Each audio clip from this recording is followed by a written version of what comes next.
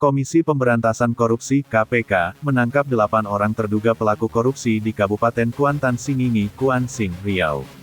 Salah satu yang ditangkap adalah Bupati Kuansing Andi Putra. 7 orang lainnya adalah ajudan dan beberapa pihak swasta.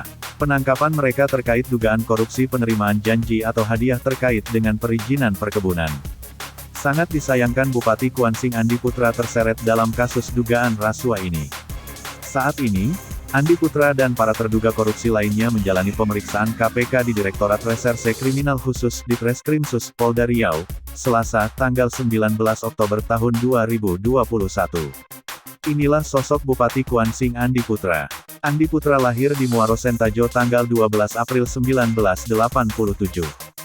Dari kecil, Andi mengenyam pendidikan sekolah dasar di SDN 023 Muaro Sentajo, 1993 sampai 1999, SMP 3 Kuantan Tengah, 1999 sampai 2002, SMAN 1 Teluk Kuantan, 2002 sampai 2005.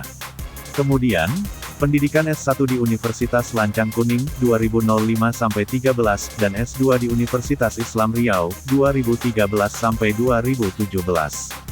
Dia merupakan Ketua DPD 2 Partai Golkar sejak 2016 hingga sekarang. Andi juga pernah memimpin KNPI Kuansing periode 2013-2016.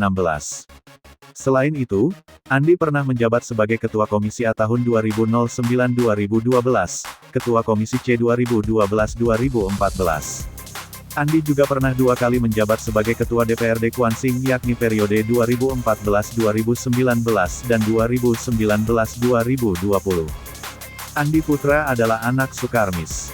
Ayahnya pernah menjabat Bupati Kuansing selama 2 periode.